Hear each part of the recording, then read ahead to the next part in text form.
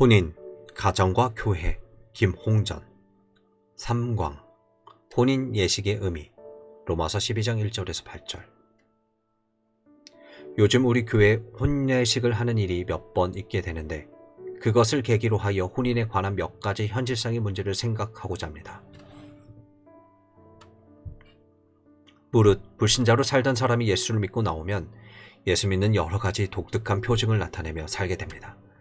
가령 예배당에 다니는 것과 기도를 하는 것, 또 교회 가서 종교적인 의식에 참여하고 집에 돌아와서도 기도도 하고 성경도 읽고 남에게 전도도 하고 그렇게 전에 예수를 믿지 않았을 때 하지 않은 일들을 믿고 난 후에는 하게 됩니다.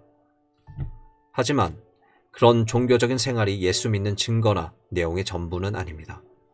예수를 믿는다고 할 때에는 하나님께서 무엇을 위하여 우리를 택하시고 구원하셨으며 우리는 이 세상에서 어떤 위치와 상태에서 어떤 목표를 향해서 살아가라고 하셨는가를 깨달아서 그러한 인생의 길을 바르게 가는 것에 가장 중요한 의미가 있습니다.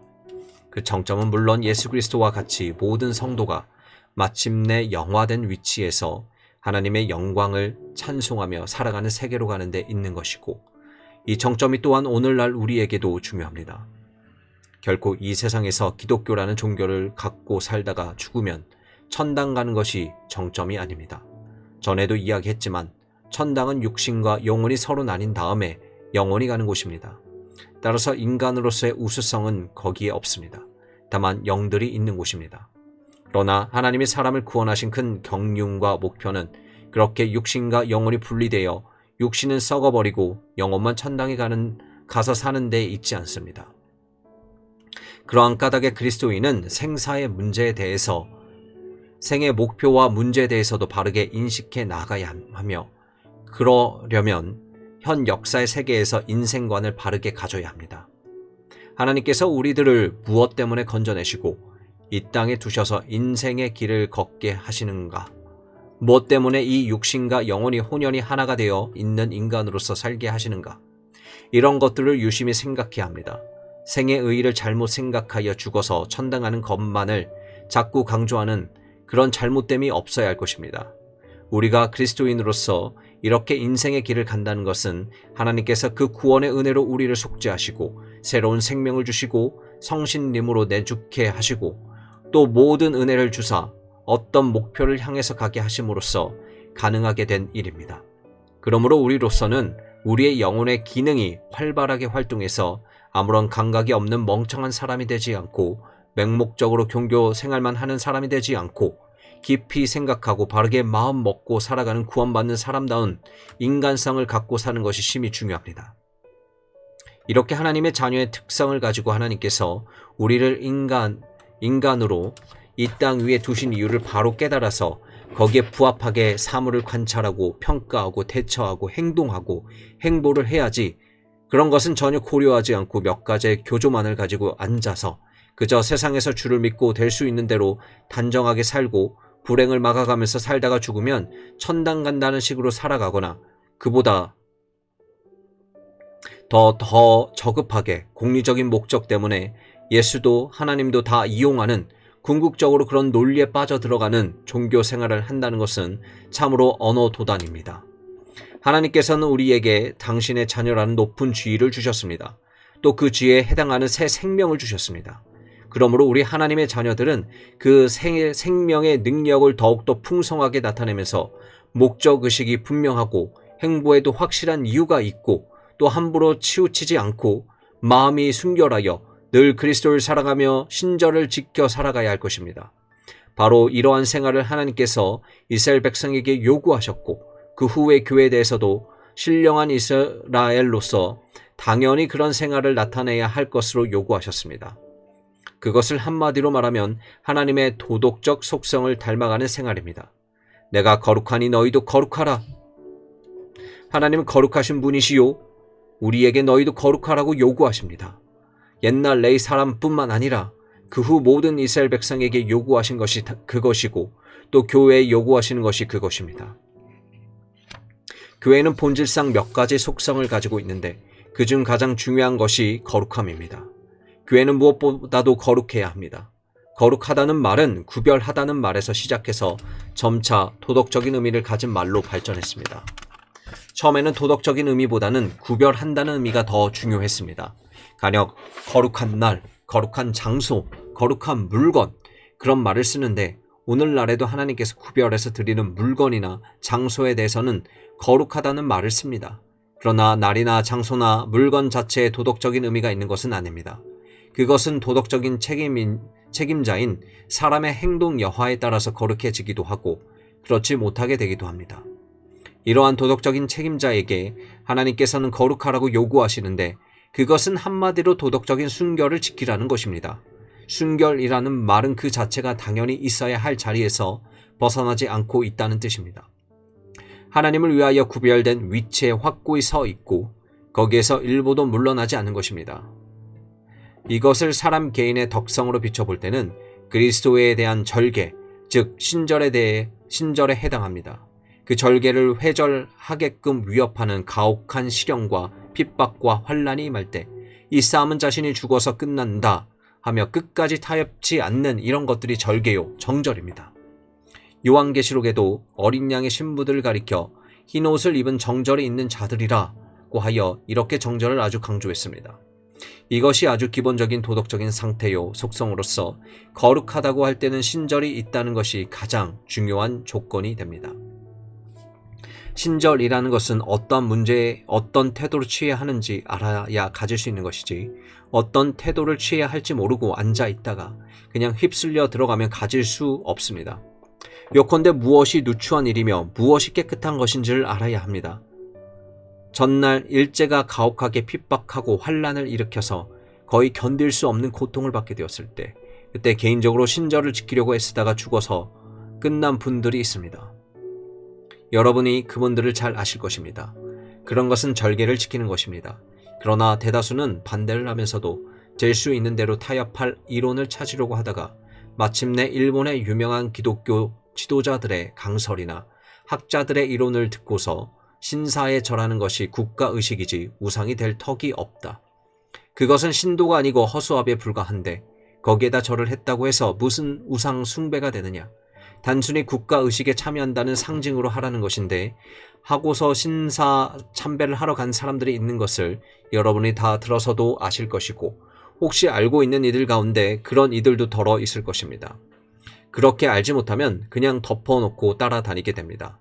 그리고 많은 사람은 거기에 대해서 명확한 판단을 하지 못한 까닭에 가혹한 핍박과 환난과 목숨을 앗아가는 무서운 고문 앞에서 처음부터 저항하려는 생각을 품어보지도 못한 채 그냥 따라가는 것입니다.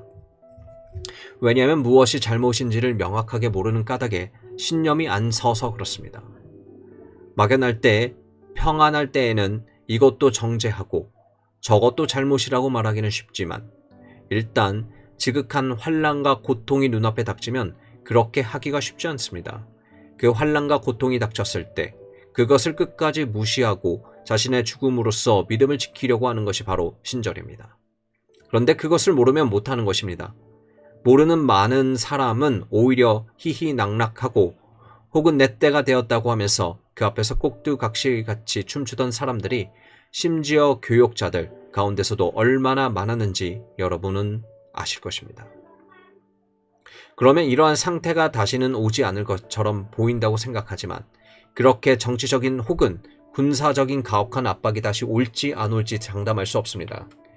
가령 공산당처럼 지극히 약한 사탄적인 제도가 직접 와서 건드리고 환란을 일으키지 않는 안온한 사회에서라도 그리스도인들에게는 무서운 시험이 늘 있다는 것을 주의해서 보아야 합니다. 매일매일의 생활 가운데서도 그것을 받기가 쉽습니다. 그리스도인이라고 말하지만 엄격하게 생각하면 비기독교적이고 이교적이고 세상적인 것을 하나도 비판하는 것이 없이 그냥 쫓아가는 경우가 많습니다. 이런 점에서 우리가 참으로 주의해야 할 것들이 많이 있습니다. 과연 그리스도인이 그래도 좋은가? 어떤 부분에서는 교회가 충분한 각성에 이르지 못하고 그냥 잠잠한 가운데 많은 교인들이 그 생활에서 이교적인 풍속이나 적어도 기독교적인 확실한 주장이 없는 생활 태도로 그냥 딸려 들어가는 일이 많다는 것을 주의해야 합니다.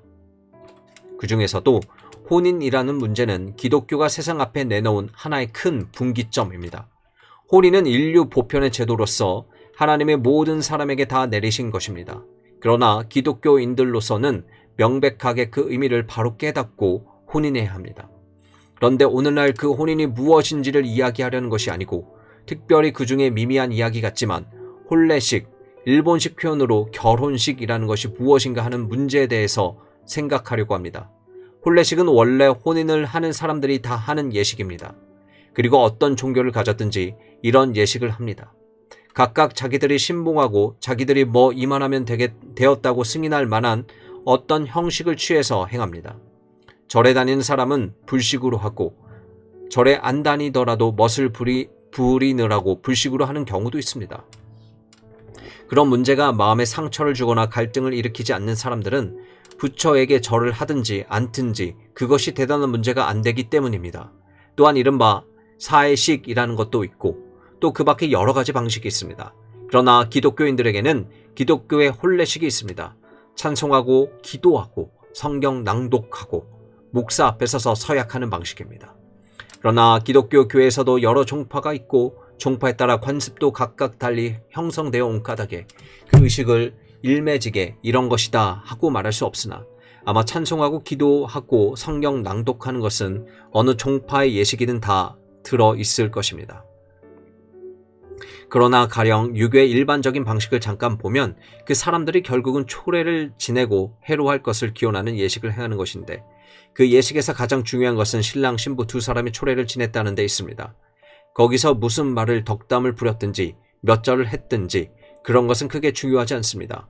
좌우간 옛날식을 보면 신랑은 삼호관대하고 신부는 화관을 쓰고 족두리를 쓰고 원삼을 입고 그리고 나와서 청실 홍실 들여놓고 가령 기러기가 없으면 닭이라도 묶어서 차려놓은 상 앞에 신랑 신부에게 맞절을 시켰습니다.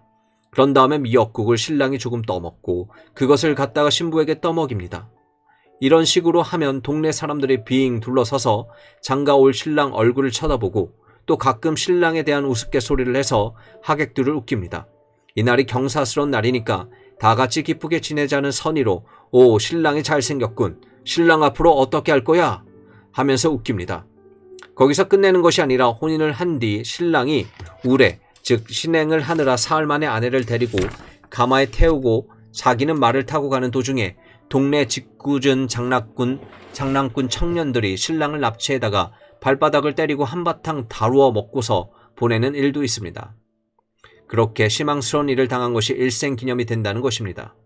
이런 것이 혼사에서 중요한 인상을 주는 일들이라고 하는데 제일 중요한 것은 아까도 말한 것과 같이 이렇게 초례를 지냈다는 것 사실 자체입니다. 무엇이 서약했다는 것을 그다지 중요하게 치지를 않습니다. 왜냐하면 유교사의 관습에 따르면 여자가 시집을 갔더라도 칠거지악 중 하나라도 범하면 친정으로 그냥 쫓겨올 수도 있었기 때문입니다. 가령 시모모를 열심히 봉양하려고 하지 않고 요리조리 살살 빼면 그것이 하나의 죄악이고 심한 질투를 하면 그것이 한 가지 죄악이고 심한 질병이 있어서 혼인 생활을 못하게 되면 그것도 칠거지악의 한 가지 악이 되고 이런 여러 가지 조건을 붙여 놓았습니다. 그런 사회에서는 귀민머리 풀어서 검은 머리가 팥불이 되도록 같이 살자고 했다는 혼인의 서약이 그렇게 신중하게 다뤄질 수가 없습니다. 그러나 보통은 혼인을 했으면 함부로 보내지 않고 일생 그냥 같이 살기 마련인데 아무튼 이러한 유교식의 혼례식은 결국 이들 둘이 내간이다 하는 것을 동네 사람 보는 데서 확인하는 초례를 지냈다는 데 그 의미가 있습니다. 그런데 예수 믿는 사람들이 대개 혼인을 하는 경우를 보더라도 좌우간 어떤 형식이 되었든지 기독교 형식을 취하고 사람들이 많이 모인 데에서 찬송하고 기도하고 목사는 목사대로 성경 낭독하고 무슨 서약을 시키고 했지만 그 서약을 뭐라고 했는지 자기가 나중에 다 일일이 기억하는 것은 아닙니다. 문제는 그냥 초례성 대신 예배당이나 예식장에서 목사 앞에 서서 같이 무슨 서약을 하는 형식을 취하고 신부는 면사포를 쓰고 신랑은 연미복을 그렇게 안으면 예복을 입고 그리고 둘이 들어갔다가 나란히 팔짱을 끼고 나왔다는 이 사실, 그러한 식을 하나 지냈다는 사실이 중요시합니다. 그러한 관문 하나를 통과했다는 것을 중요시하는 까닭에 그 자리에 사람들이 와서 여러 가지로 재미있게도 하고 혹은 노래하고 사진 촬영도 하고 혹은 축사도 길게 늘어놓는 사람들이 즐겁게 하다가 퇴장할 때쯤 되면 종이도 뿌리고 훨훨 날리는 테이프도 뿌리고 심지어 쌀 벼락을 맞으라고 쌀을 뿌리고 콩을 뿌리는 그 야단들을 하는 것입니다. 예수 믿는 사람들 혼이 나는데도 이런 풍습들이 많이 붙어 다닙니다.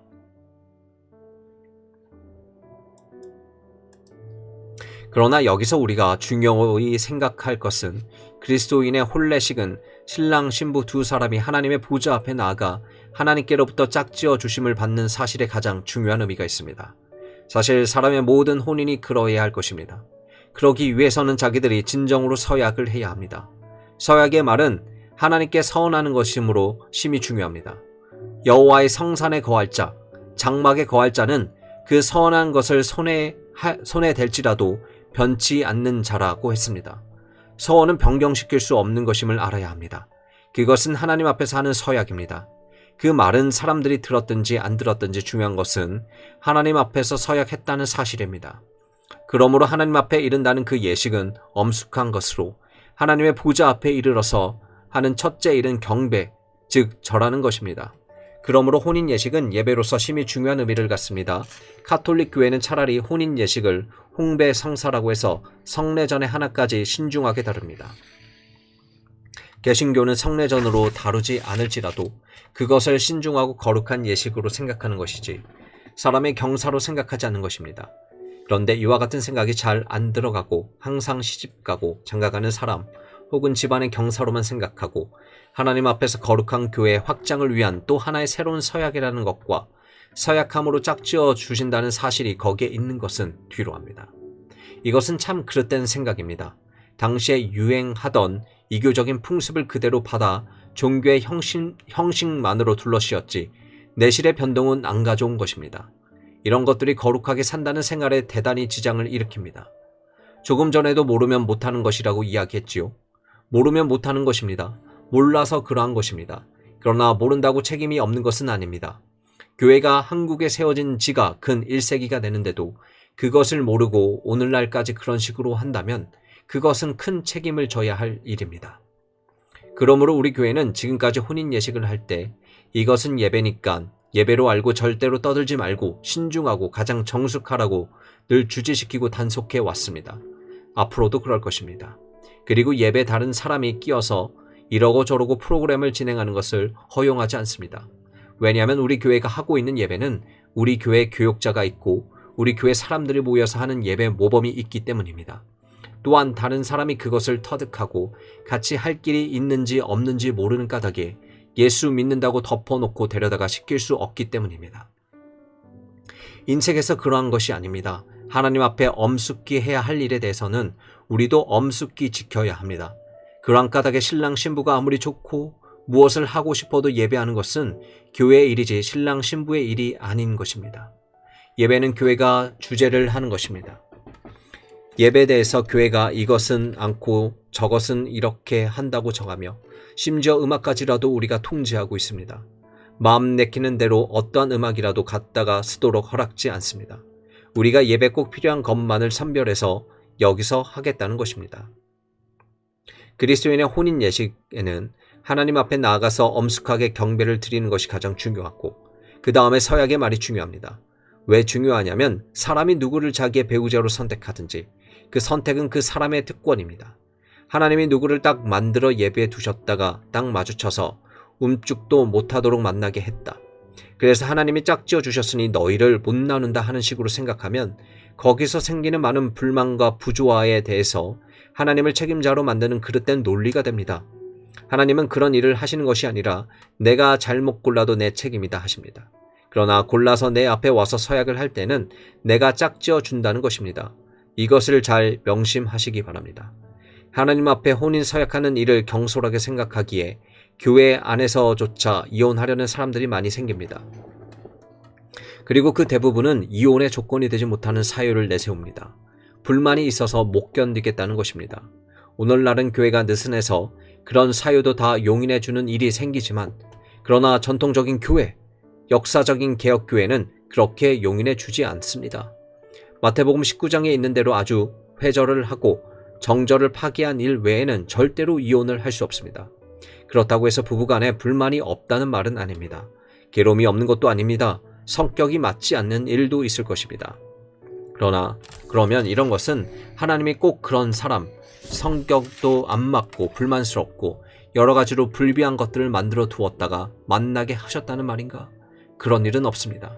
자기가 잘못 선택해 놓고선 짝지어 주십시오 하면 짝은 지어 주십니다.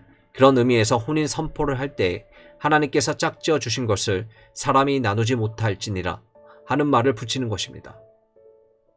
선택은 너희끼리 하고 좋아하기는 너희끼리 했지만 이제 하나님의 신성한 보좌 앞에 이른 이 순간부터는 너희가 남는 것이 아니라 하나님이 거기에 엄숙하게 임재하시고 관여하셨다. 하나님이 짝지어 주셨다. 그러므로 너희가 못 나눈다 하는 것입니다.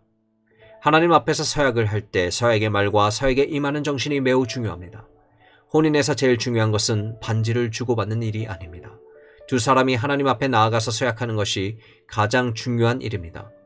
하나님 앞에서 서약한다는 것은 수많은 하객들을 초대해 놓고 그들 앞에서 무엇을 하는 것보다 중요합니다. 신성한 하나님 앞에 감히 이르러서 하는 일입니다. 처음에 신랑이 들어오고 신부가 들어오는 것은 하나님 앞에 나아가 서약하기 위함입니다. 이렇게 서약의 예배를 드리고 두 사람이 부부가 되어 나온 다음에는 하객들과 더불어 경축을 하는 것은 당연히 할 수 있는 일이고 또 마음대로 할 수 있는 일입니다. 그러나 자기 경축과 하나님 앞에 사는 서약을 뒤섞어 놓고 해서는 안 됩니다. 하나님 앞에서는 항상 숭엄하게 두려움을 갖고 함부로 입을 열지 않고 고요히 근신하는 태도를 취하는 것이 옳습니다. 그리고 하나님 앞에 나아가 예배를 드릴 때도 신랑 신부니까 찬송을 안 해도 된다고 허용하지 않습니다. 할 수 없어서 못하는 것은 다른 때도 마찬가지입니다. 왜냐하면 하나님은 어느 때 어떤 환경에서든지 나의 어떤 상태에서든지 찬송을 받으셔야 할 분이시기 때문입니다. 그것이 찬송의 바른 정신입니다. 우리 교회에서는 다행히 그동안 이 교회에서 맺어지는 청년들이 혼인 예배를 드릴 때 신부나 신랑이나 다 찬송을 하는 것을 보았습니다. 내가 주례자니까 쳐다보게 되는데 찬송들을 합니다. 그리고 찬송을 하는 것이 좋다고 미리 일러주기도 했습니다. 그래서 신랑 신부가 서는 자리를 마련하는 것도 예배를 드리는 데 중점을 둡니다.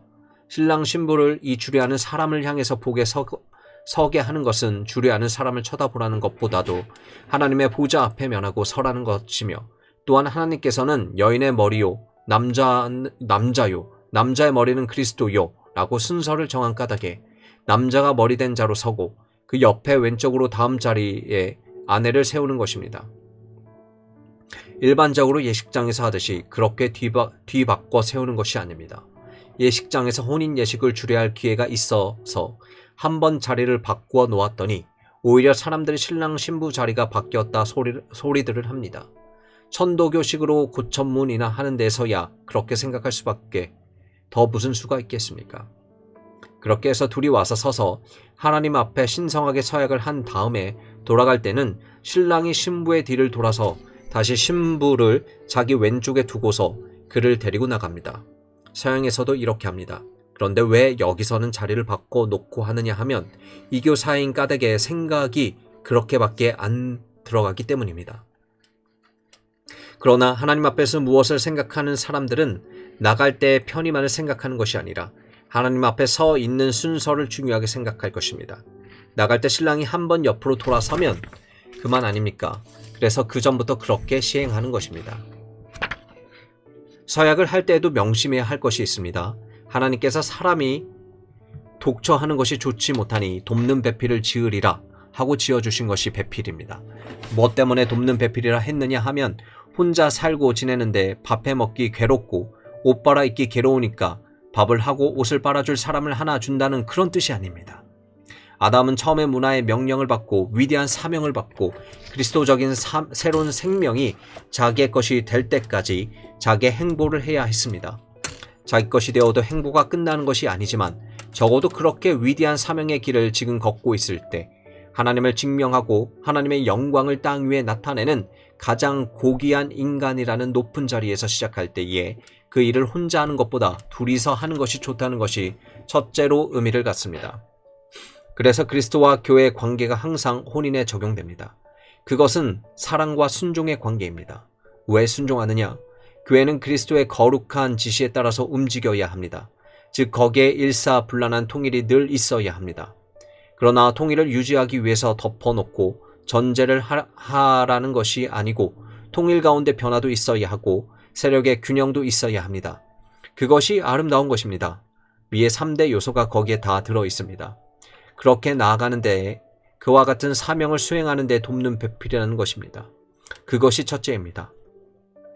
아내를 맞아 서로 즐겁게 살라는 것이 아니라 즐겁든지 안 즐겁든지 어느 때를 불구하고 사명 수행해서 같이 가라는 것입니다.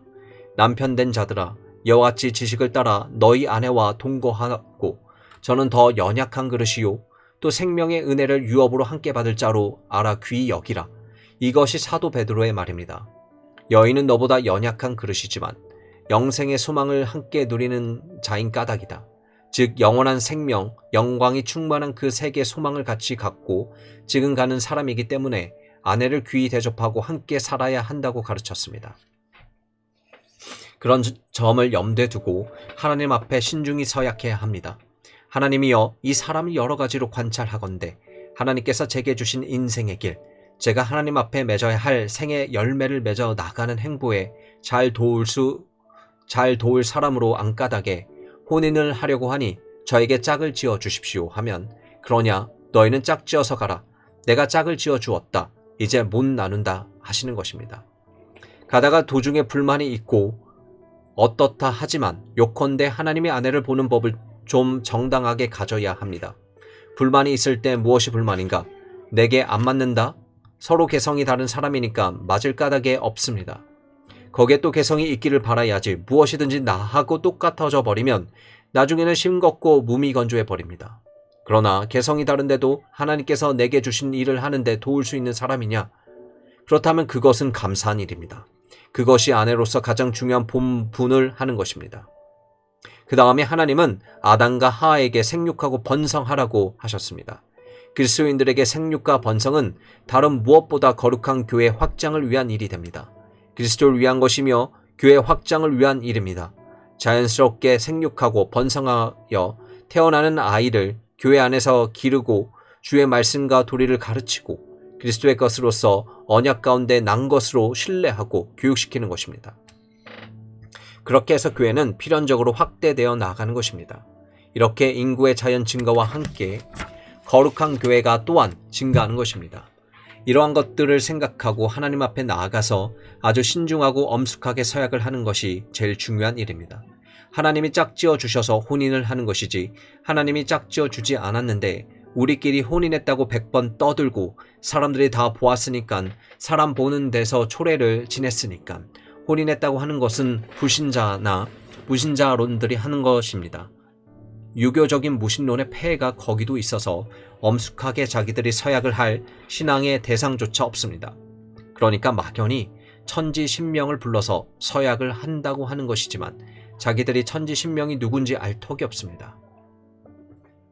이와 같이 간단한 일 한 가지에서도 조금이라도 이교적인 것이라든지 세상적인 것이 뒤섞인 생각을 다 정리해서 깨끗이 씻어야 하고 항상 문제를 바르게 보고 거룩하고 엄숙한 것은 거룩하고 엄숙하게 다뤄야 합니다. 하나님 앞에 엄숙히 하는 일과 자축하는 일을 혼돈하지 않는 것이 하나님 앞에 마땅한 태도입니다. 혼인 예배식을 자꾸 축하식과 같이 만들려고 하는 것이 옳지 않다는 것입니다. 축하식을 해서는 안 된다는 말이 아닙니다. 또 사실상 혼인식하고 축하식을 따로 하기에 어려운 여러 가지 여건이 있겠지만 이상적으로 말하자면 혼인식은 위층에 가서 하고 축하식은 아래층에 가서 하는 것이 좋습니다. 그런 예도 있습니다. 우리가 동경에 있었을 때 영도교회에서 혼인할 때에는 꼭 그렇게 했습니다. 위층 예배실에선 혼인식만 하고 예배로만 엄숙히 끝내고서 축하식은 아래층에 내려와서 다시 시작했습니다. 그때는 반지도 서로 교환하고 누가 나와서 축하 인사도 하고 가야금같이 생긴 고도라는 악기를 연주하고 노래도 부르고 서로 소개하면서 의미 있는 시간을 보냈습니다. 그렇게 하는 것이 다 떳떳하고 좋은 일이지만 하나님 앞에서 서약하는 것을 축하식에 포함시켜서는 안 됩니다. 왜냐하면 예배를 드릴 때에는 사람의 모든 끌리는 것을 떠나서 신중하게 예배를 드리는 것이 정당하기 때문입니다. 그런 줄을 아시고 앞으로도 우리 교회에서 혼례식을 할 때에는 교회의 엄격한 주제 하에서 해야 할 것입니다. 혼인 예식에 사용할 음악과 찬송도 교회가 선택을 하는 것이 원칙입니다. 본인들이 원하는 찬송을 교회가 허용하지 않는 것은 아닙니다. 말해보라고 해서 예배 찬송으로 부르기에 부적당하면 할 수 없습니다. 물론 우리 교회의 찬송만 쓰라는 것은 아니고 혼인 예식에 참여한 하객들 중 많은 사람들이 다른 교회 사람들이면 그들도 부를 수 있는 찬송을 하도록 합니다. 요새는 교회에서 하는 혼례식이든 예식장에서 하는 혼례식이든 신랑 신부의 입장과 퇴장 시에 연주하는 곡이 거의 통일되어 있습니다. 대개 신부 입장 때는 바그너의 가극, 로엥그린에 나오는 결혼 행진곡을, 퇴장 때는 맨델스존의 한여름밤의 꿈에 나오는 곡을 연주합니다. 그런데 우리가 혼인 예배를 드릴 때 그런 곡들을 절대로 쓰지 않는 것은 그 곡들을 작곡한 사람들이 그 곡들 안에 예배의 정신을 넣은 일이 전혀 없기 때문입니다. 로엥그린은 백조의 기사라고 하는데 몽왕 같은 백조 왕자의 이야기입니다. 왕자가 마술에 걸려 저주를 받아서 백조가 되어서 왔다가 나중에 왕자가 되어서 나간다는 대단히 헬레니스틱한 이야기입니다. 우리 교회는 그런 곡들을 안 쓰고 예배 필요한 서곡을 씁니다. 조금 길더라도 예배식에 맞춰서 작곡한 곡을 씁니다. 그렇게 해서 들어오고 나가는데 쓰는 곡일지라도 예배 필요한 곡을 찾는 것입니다. 흔히 혼인을 한다고 할 때에는 신랑 신부가 주인인 줄 알지만 하나님이 주인이시고 하나님께 경배하는 것이 더 중요하고 하나님 앞에 서약하는 것이 더 중요합니다. 내가 하고 싶은 것을 마음대로 골라서 하고 듣고 싶은 것을 듣는 것이 아닙니다. 이렇게 하나님 앞에 모든 것을 돌리고 하나님의 절대의 대주제로 모시는 정신을 가지고 혼인 생활을 시작해 나가는 것이 중요합니다. 또한 하나님이 짝지어 주셨다는 것이 명확하게 의식하고 나가는 이러한 예배식이 심히 중요합니다. 혼인식만이 아닙니다. 장례식에서도 그 장례식 석상에서 죽은 후의 세계를 자꾸 강조하는 것은 기독교의 중요한 정신이 아닙니다. 성경은 유가족들을 위로할 말을 이렇게 가르칩니다. 주께서 장차 호령과 천사장의 소리와 하나님의 나팔을 쫓아 하늘로 강림하면서 그때 주 안에서 잠자는 자들이 먼저 일어나서 그 다음에는 우리 살아남은 자들로 끌려 공중에 가서 주를 영접할 것이니 이러므로 항상 주와 같이 있을 것이니라. 그러므로 이 여러 말로 서로 위로하라. 이것이 위로의 말입니다. 장차 호련히 변화해서 영광을 입을 것을 자꾸 이야기하는 것입니다. 죽어서 영혼이 금방 낙원에 가 있다고 위로하는 것이 중요한 이야기가 아닙니다. 물론 그것을 말하지 못하는 것은 아닙니다. 그러나 그것만 과도하게 강조하면서 거기서 그냥 그치고 그 다음에는 어떻게 되든지 큰 문제 안 삼는 이런 식의 사고와 발상법은 좋은 것이 아닙니다. 그러한 까닭에 원래 장례식에서도 항상 더 중요한 것은 나는 부활이요 생명이니 나를 믿는 자는 죽어도 살겠고 무릇 살아서 나를 믿는 자는 영원히 죽지 아니하리라 하는 정신입니다. 그러므로 혼상간에 이렇게 인간 대사에서 이교적인 생각과 관습을 떨쳐버리고 항상 하나님 말씀의 정신에 확고하게 입각해서 전체 예식도 집행하고 전체 예식 가운데에서도 자기의 마음도 잘 가누고 나아가야 할 것입니다. 기도. 거룩하신 아버지시여, 저희가 이 세상에 살 때 거룩히 살라고 말씀하셨고 그것은 여러 가지 우리 인간 생활의 행습과 생활 감정 가운데 이교적인 그릇된 비신국적인 요소가 있을 때 그것을 척결해내고 그것을 비판하고 그것을 불식하라는 거룩한 뜻이 없는데 이런 것에 대해서는 항상 무관심하거나 등한시하고 지나가는 여러 가지 어리석음이 있사오니 이 어리석음 가운데서 저희를 건져주시고 항상 냉철하게 생각하고 바르게 보고 이리하여 저희들 인생의 행보 하나하나가 아버지 앞에서 받으실 만한 확실한 거룩한 길 위에 행보가 되도록 주여 불쌍히 보시고 비추시고 인도하시옵소서. 자기는 자기대로 가면서 주님께 인도해달라고 하는 이 모순된 생활 태도를 버리고 주께서 원하시는 위치에서 원하시는 그 길을 걸으면서 주의 인도를 받도록 하시며 또한 저희들이 보는 사물에 대해서 이것이 과연 하나님의 나라적인지 아닌지 판단할 수 있는 지혜가 말씀의 연구와 성신님의 조명으로 더욱 우리 안에 풍성해지기를 원하오며 그럼으로써 교회가 항상 순결히 거룩히 서서가게 하시옵소서. 우리 주 예수 이름으로 기도하옵나이다. 아멘. 1979년 6월 6일 수요 기도회.